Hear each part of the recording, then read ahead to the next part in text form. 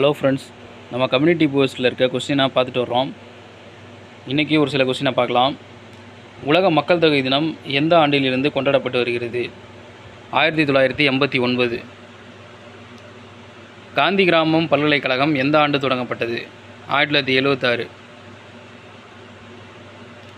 NH-44 தமிழ்நாட்டின் மிக நீளமான தேசிய நெடுஞ்சாலையாகும். இது ஓசூரிலிருந்து எங்கு வரை செல்கிறது? கன்னியாகுமரி வரை. புலம்பெயர்ந்தோர் பதிவில் முன்னிலை வகிக்கும் மாவட்டம்? சென்னை. இந்திரா காந்தி தேசிய பூங்கா எங்கு அமைந்துள்ளது? கோயம்புத்தூர்.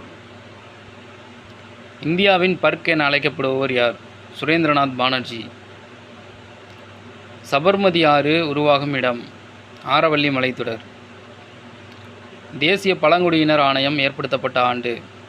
2003. மத்திய லஞ்ச ஒழிப்பு ஆணையம் ஏற்படுத்தப்பட்ட ஆண்டு? 1964.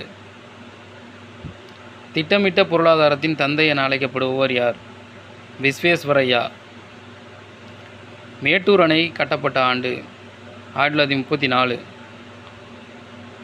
கால தூதுவர்கள் என அழைக்கப்படும் ஹார்மோன்கள்? மெலோட்டோனின். தலைமை சுரப்பி என அழைக்கப்படுவது எது? பிட்யூட்டரி சுரப்பி. தமிழ்நாட்டில் மிகவும் குறைவான நீளம் கொண்ட நெடுஞ்சாலை எண்? 785.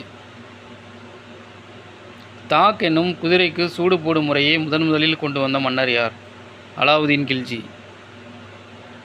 எந்த நூலுக்காக பாவேந்தர் பாரதிதாசன் அவர்கள் சாகித்ய அகாடமி பரிசினை பெற்றார்? பிசிராந்தையார் நாடகம். இயேசு காவியம் என்ற நூலை எழுதியவர் யார்? கண்ணதாசன். இந்தியாவின் மிக நீளமான நதி இது? கங்கை. புறநாராற்றுப்படை நூலின் ஆசிரியர் யார்? முடத்தாம கன்னியார். செந்தமிழ் தேசிகர் என்று அழைக்கப்படுபவர் யார்? வீரமாமுனிவர். 2025 நிருத்திய கலாநிதி விருதை பெற்றவர்? மீனா பிரசாத். சிப்கோ இயக்கம் எந்த ஆண்டு தொடங்கப்பட்டது? 1973. தமிழ் மொழியை எழுத இருவகை எழுத்துக்கள் வழக்கில் இருந்தன என்று கூறும் கல்வெட்டு? அரச்சலூர் கல்வெட்டு. அரிகேசரியை சமண சமயத்திலிருந்து இந்து சமயத்திற்கு மாற்றியவர் யார்?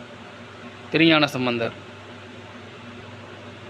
தரங்கம்பாடியில் அச்சுக்கூடத்தை நிறுவியவர் யார்? சீகன் பால்கு.